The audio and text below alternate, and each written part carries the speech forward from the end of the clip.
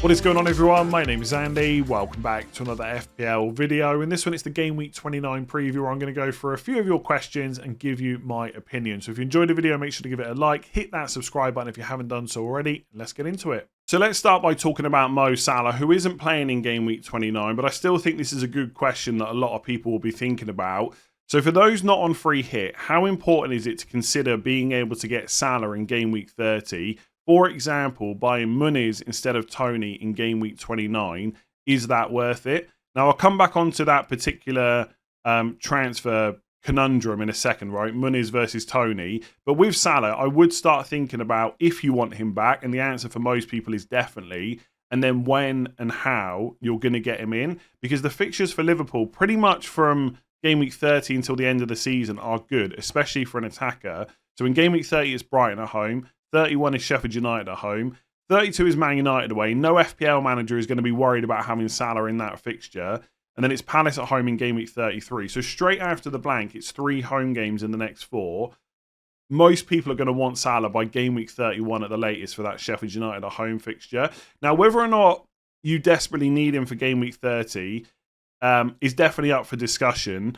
I think because Spurs play Luton at home, most people are going to have Son, right? Whether they're free hitting or not. So you've kind of got a captaincy lined up straight away where you don't necessarily need Salah. It doesn't mean he's a bad transfer in. If you've got him, you'd probably think about captaining him. But as someone that owns Son and won't be able to get Salah without taking a hit in Game Week 30, I will probably just go without him, right? I'm not worried about having a different captain option. If I've got to captain Son, that is not an issue. So I don't think there is a mad rush to get him for Game Week 30. But here is what I would say, right?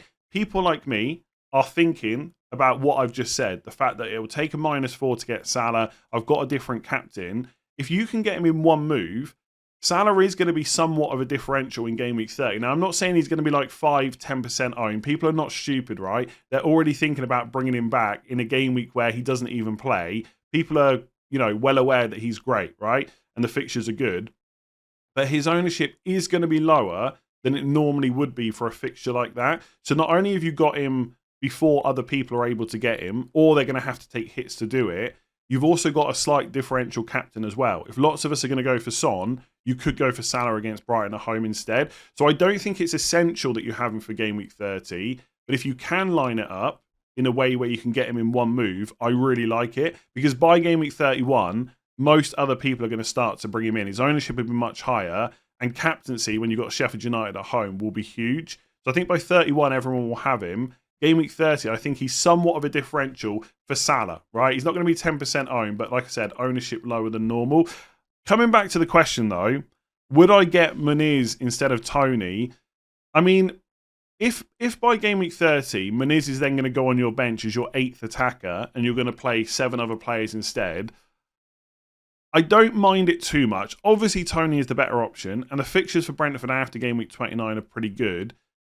But if it's then going to mean you have to delay it until Game Week 31 to get Salah or take a hit in Game Week 30, is that worth it, especially for a player that's eventually going to end up on your bench?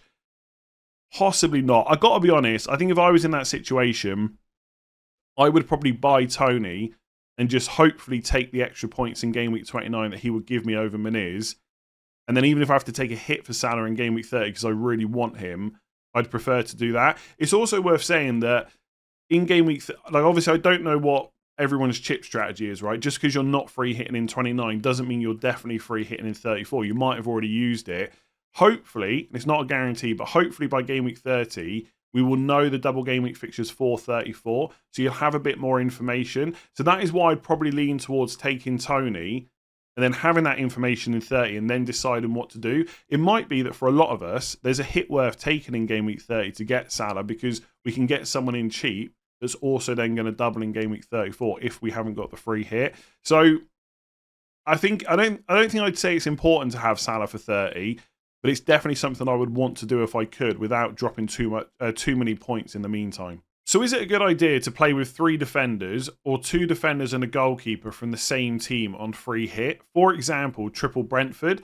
Now, I'm not sure personally I would describe it as a good idea, but I don't think it's necessarily a bad idea either. I'm not one of those FPL managers that hates this strategy. Like, it can work out, and essentially you're narrowing down the amount of clean sheets that you need to come in. And in game week 29, most people are not expecting a huge amount of clean sheets. So if you nail the right one, suddenly you've got 3 clean sheets without worrying about the other 7 teams that are playing. So I can see why people do it. The reason why I don't think it's necessarily such a good idea in game week 29, for example, triple Brentford, you lose Ivan Toney, and I think he's maybe even the best forward in game week 29 because of the penalties and because of the fixture. I think most people would say Ollie Watkins, that's perfectly fine, but him and Toney are easily top 2, so you would lose that. So if you don't triple up on Brentford, you've got to look for another team.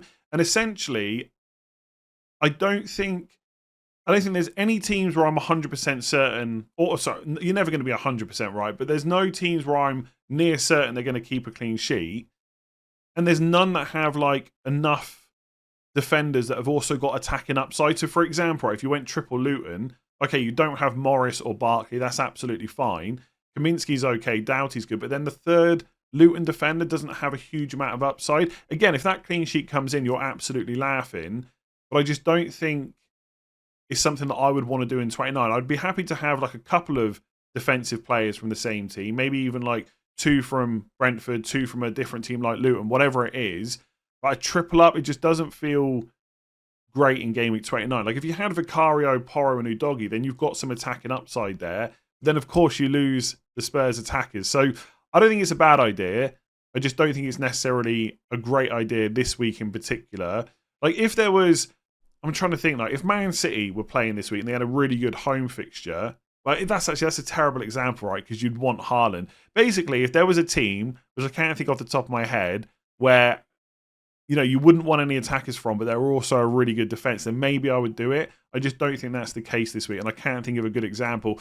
The last thing I'll say on this, and this is not a points expectation thing or anything like that, it's not necessarily logical, but from years of playing this game, I can tell you now, there's only a certain amount of FPL managers that can cope with doing this tactic. If you triple up and that clean sheet gets wiped out early, for a lot of people that will feel a lot worse than having 3 defenders from 3 different teams and all of them losing their clean sheet, because you'll feel like at least you had a chance. And I'm not saying that's, again, logical or anything like that, but I think a lot of FPL is being able to cope with your decisions. And I'm telling you now, if you triple up on Brentford and that clean sheet gets wiped out early, you've got to be able to mentally cope with that, which sounds kind of stupid, but I'm telling you now, over years of playing this game, a lot of people just don't like having that triple up. It feels like an absolute disaster when the clean sheet gets wiped out, especially if 1 or 2 other teams go on to keep a clean sheet. So not a bad idea. Do I see myself doing it this week? Probably not, but a double up on a couple of teams, that could happen. So which midfielders and forwards are the best 2-week punts if not playing free hit 29 and wildcarding in game week 31? So you only need these players for game weeks 29 and 30.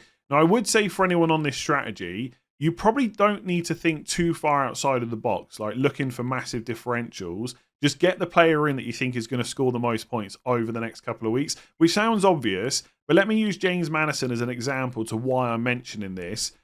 I think if I said to you, is James Maddison a differential? The answer would be no. Most people on free hit 29 are going to include him. A lot of people already own him. And if you don't, and you're not free hitting in 29, he's going to be one of the attackers you first look at, especially with Luton at home in game week 30. So in game week 29, probably not that much of a differential.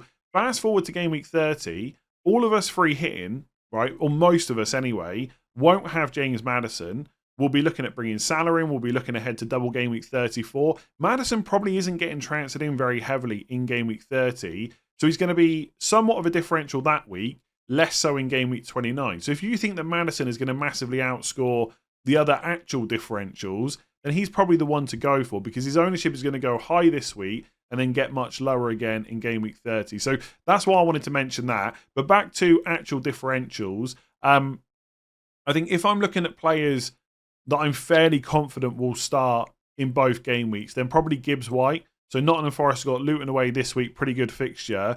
And then in game week 30, it is Crystal Palace at home. He's pretty much nailed, plays 90 minutes most games under Nuno. We think he's probably on penalties as well. He took the last one. I'm still a little bit sceptical about whether he would take the next one if Chris Wood was on the pitch, because Chris Wood's got a great record, but I think we have to assume it's probably Gibbs White.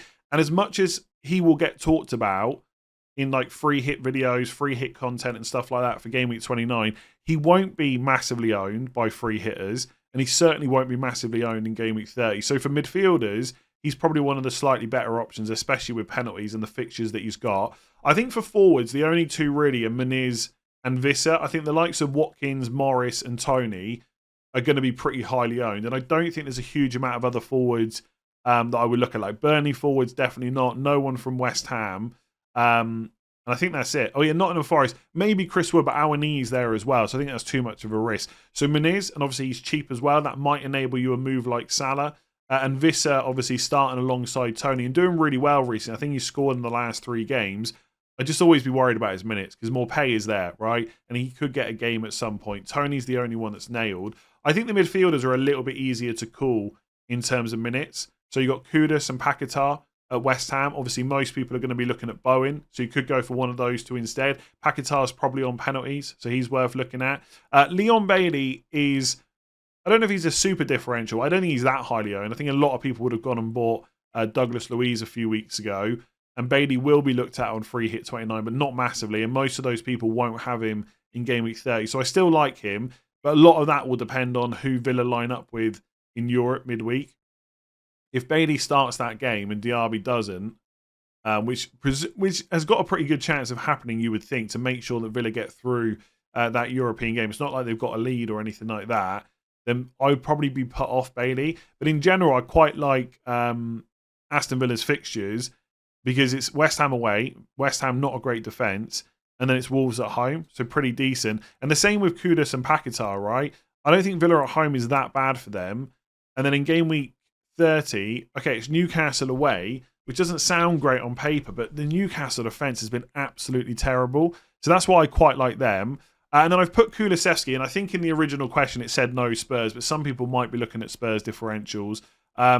I think out of him, Werner and Johnson, I think Kulusevski's probably the one I'd put the most money on starting twice in 29 and 30. I'm not sure there's enough of a guarantee there for me to bring him in. And I also don't particularly rate him as an FPL option. I just don't think he gets enough shots. You know, creativity's there a bit, but the underlying numbers are never that exciting. So even earlier on in the season, he did really well for a while. Not really, to be honest. Goal and assist against City, goal and assist against Forest. I mean, this season he's got 6 goals, 3 assists in 24 starts. It's not all that inspiring. Like 0.15 expected goals per night, 0.23. I don't really rate Kulusevski. I think as an FPL pick, I'm not talking about as a player. But I guess with Fulham away and Luton at home, there is a possibility that he could do well. So I think if I was picking an actual differential and not someone like a James Maddison, I'd probably go for Gibbs White or one of the West Ham midfielders. I just don't like Kulusevski all that much. And I think there's 3 better Spurs players to go for. And Muniz and Visser, again, you've only got 3 forward spots. I think there are some very good forwards up for grabs. So I think I'd be looking in midfield. Gibbs White, Kudus or Paquetá. Take your pick. So is Son the outright best captain this week? Are we blinded by his goal and assist in injury time versus a 10-man Aston Villa team? Is Toney a better shout versus Burnley, which is a better fixture? Now, just on Son versus Villa, right? Recency bias is definitely a factor in a lot of people's FPL decisions. Had he not done that, he probably wouldn't be getting talked about as much. Although I would still argue, even if he'd blanked in that game versus Aston Villa, he'd still be a good captain versus Fulham. But you're right, he will get talked about more. I try and not let recency bias affect my decisions, but I'm human. It definitely happens at times. I mean, take Jared Bowen versus, Brentford when he scored the hat-trick.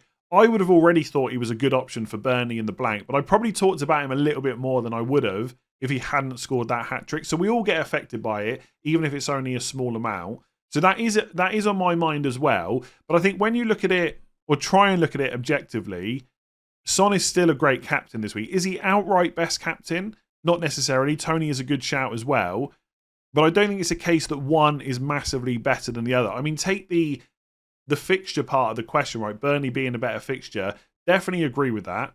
Okay, if you look at their expected goals conceded so far this season, I think I wrote it down, 1.63. But it's not like Fulham a watertight defence, right? Their expected goals per 90 this season is 1.53. So slightly better than Burnley, but certainly not anything to worry about. So both of them have a good fixture. They're both nailed to start. They're both pretty much nailed to play 90 minutes. Maybe Son slightly less so, but usually does play the full game.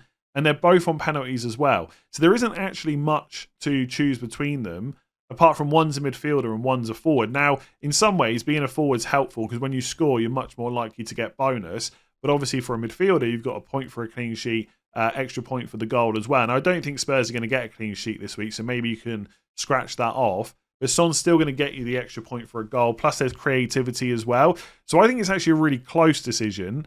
And in those, I tend to side with the midfielder, especially when they've both got penalties. I don't see Burnley putting up a massive problem for Brentford necessarily. I don't see Fulham putting up a massive problem for Spurs. So at that point, you just pick whoever your favourite is, especially if you think it's genuinely close. If you're looking at it thinking, no, Toney's massively better, then go for him. Vice versa with Son.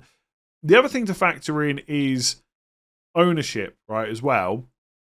So if you think this decision is genuinely close, Toney's going to be lower owned.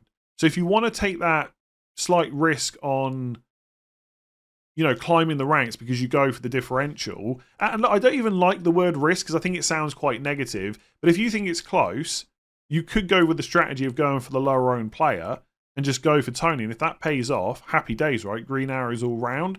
Or you could play it the other way, which some people like to do. And if you think it's close, you go for the higher owned guy, which is Son, and play a little bit more safe, I guess. So is Son the outright best captain? No, I don't think he is. But for me, he probably is the best captain for everything I've just said. And that's not... Maybe that is slightly affected by what happened against Aston Villa, right? Subconsciously, I can't stop that from happening. But I think if I look at it objectively, it's a good fixture for a midfielder on penalties, guaranteed to get minutes. Similar situation to Toney, just that extra point for a goal. That's what swings it for me. If you want to go for Toney, he's a great choice too. So I wanted to include this question because a lot of people are still deciding whether or not to free hit in game week 29. So is it a good tactic to save the free hit for a more substantial game week like game week 34? I'd have to take a -8 this week for 8 playing players, or should I just free hit? Now with game week 34, it is likely to be a double game week.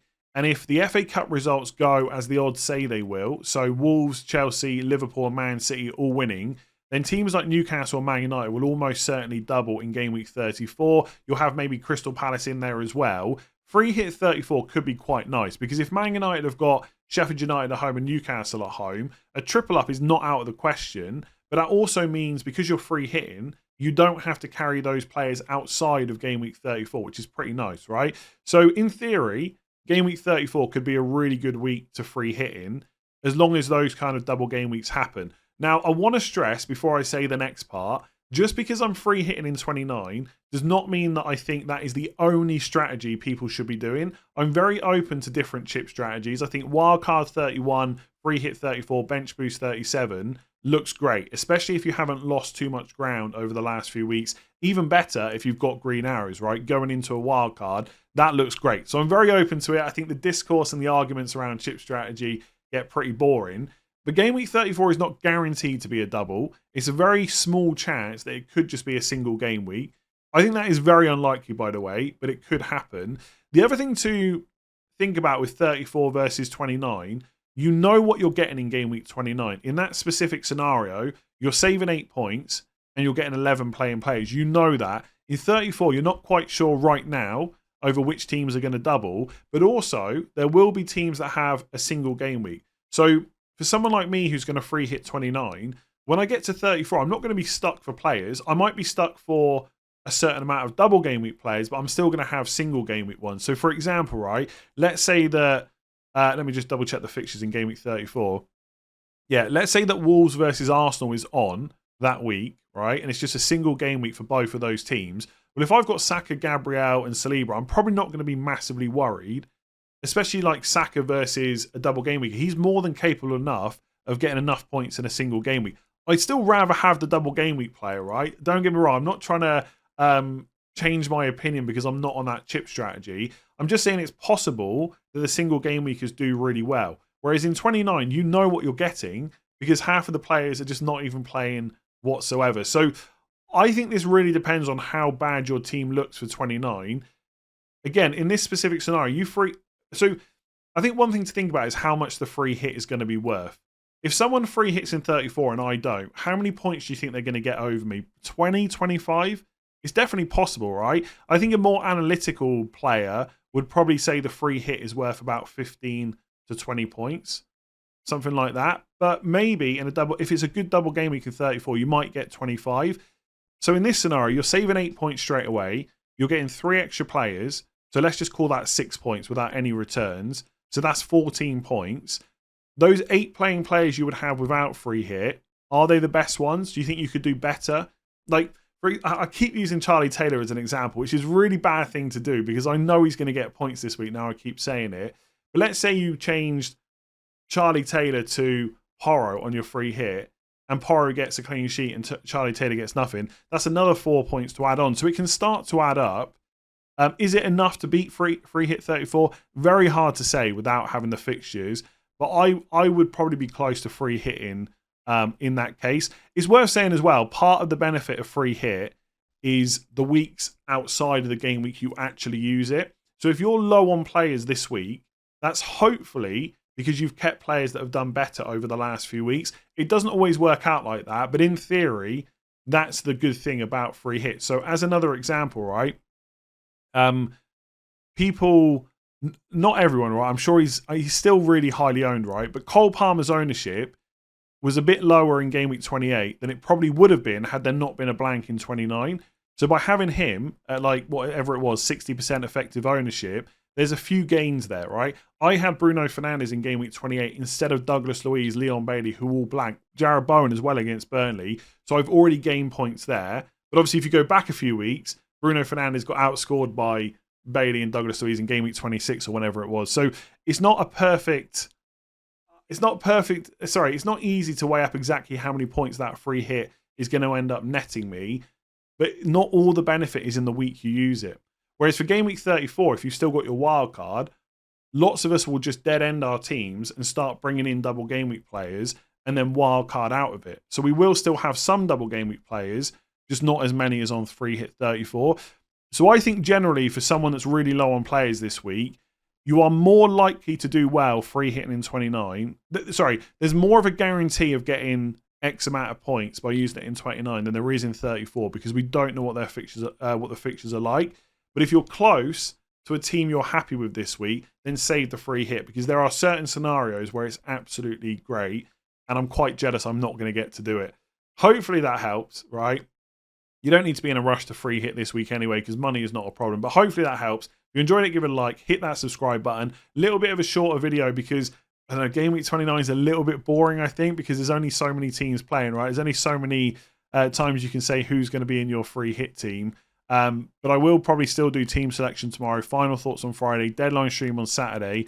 And obviously from game week 30 onwards, we then got the business end of the season. Hopefully things will be a bit more interesting. We'll have the double game week fixtures, hopefully, and all that good stuff. So thanks for watching. Rate 5 stars if you listen on podcast as well. And I'll catch you again tomorrow.